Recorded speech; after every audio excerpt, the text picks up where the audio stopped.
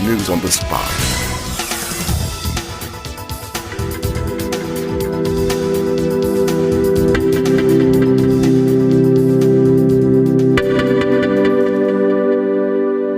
Pemerintah pusat membatalkan pemberlakuan PPKM level 3 di masa perayaan Natal 2021 dan Tahun Baru 2022 di seluruh wilayah Indonesia seiring rendahnya risiko penularan COVID-19.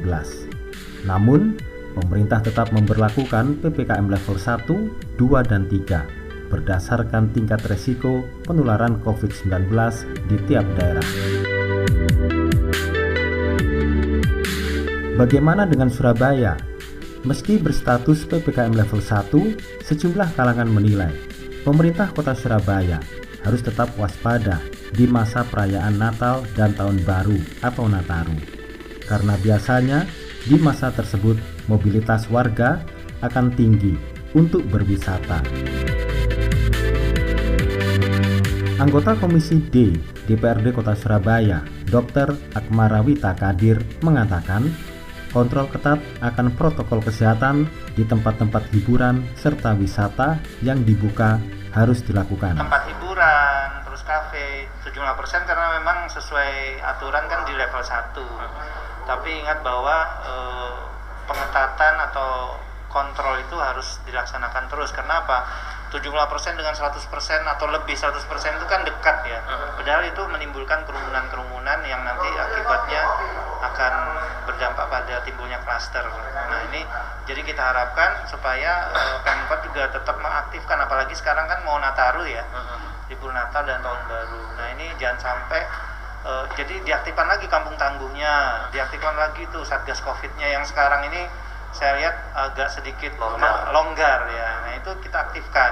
Jangan sampai nanti setelah Nataru ini timbul klaster-klaster. Nah, kita nggak ingin. Padahal PTM kan mau dibuka tuh di awal tahun. Nah ini jangan sampai ada peningkatan klaster. Akhirnya PTM juga terganggu, nggak dibuka lagi, dampak lagi ke anak-anak kita ya. Udah kasihan mereka, udah online. Akmar menambahkan, selain kontrol terhadap jumlah pengunjung, pengawasan terhadap kelengkapan protokol kesehatan juga menjadi perhatian serius. Tempat-tempat hiburan ya harus 75%, dengan tentunya fasilitasnya betul-betul harus dilihat. Kalau memang tidak punya ventilasi yang bagus, tidak punya protokol barcode, QR code untuk peduli lindungi, tidak punya dan sebagainya, harus ditegur. Bahkan kalau bisa ditutup, ya itu harus diketatin lagi. Akmar mengimbau kepada masyarakat dan para pengusaha tempat hiburan dan tempat usaha supaya saling bekerja sama untuk mentaati protokol kesehatan agar lonjakan kasus COVID-19 di pertengahan tahun lalu tidak lagi terulang. Sekretaris Komisi B DPRD Kota Surabaya, Mahfudz, meminta Pemkot Surabaya agar membatasi aktivitas warga untuk keluar kota. Hal ini untuk mencegah risiko penularan COVID-19. Mungkin yang dibatasi oleh pemerintah itu mungkin nggak boleh luar kota, mungkin itu aja. Tidak boleh ada pertukaran warga antar kota, itu aja mungkin. Namun Mahfudz juga mengingatkan agar kebijakan pembatasan kegiatan masyarakat oleh pemerintah Kota Surabaya tidak mengganggu roda perekonomian. Saya tahu di mall tetap 70% kapasitasnya. Yang saya tahu loh ya, artinya saya melihatnya semangatnya memang tetap ekonomi harus tetap bergerak.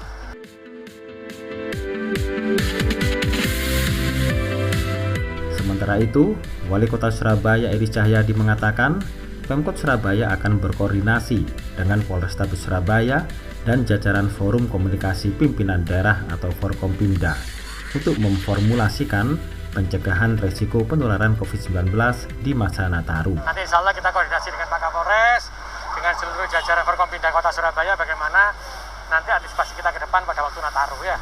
Menurut Eri Cahyadi, jumlah kasus terkonfirmasi COVID-19 di Surabaya rasionya sedikit dibandingkan dengan jumlah penduduk yang mencapai 3,2 juta jiwa.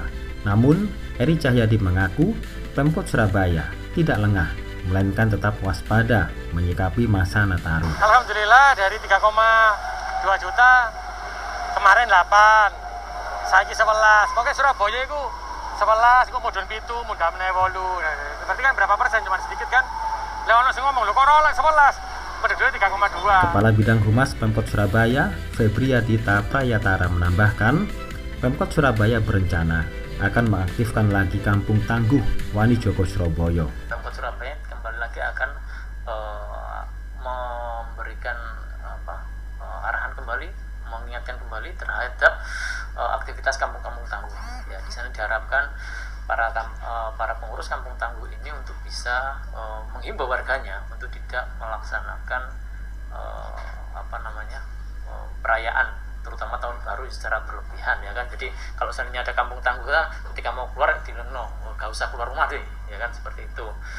Nah, nanti akan dikoordinasikan dengan kecamatan maupun kelurahan, dengan kampung tangguh maupun dengan jajaran Forpimka kecamatan. Febri menambahkan, tempat-tempat hiburan, mal, dan tempat usaha terutama kuliner diminta supaya mematuhi batas jam operasional, tidak buka 24 jam. Terus kemudian juga terhadap pusat-pusat keramaian, mal, ya kan, maupun tempat-tempat usaha hotel itu nanti insya Allah mungkin kami juga koordinasi dengan teman-teman kepolisian untuk jamnya ketika pelaksanaan tidak sampai lebih dari 24 jam lah. Sedangkan untuk ruang publik seperti taman kota yang biasa menjadi tempat warga berkumpul, Febri menjelaskan sudah ada jam operasional di tempat tersebut. Taman kota dibuka sampai jam 5 sore. Febri mengimbau supaya masyarakat benar-benar mentaati protokol kesehatan dan aturan-aturan yang sudah tertuang dalam pemberlakuan PPKM level 1.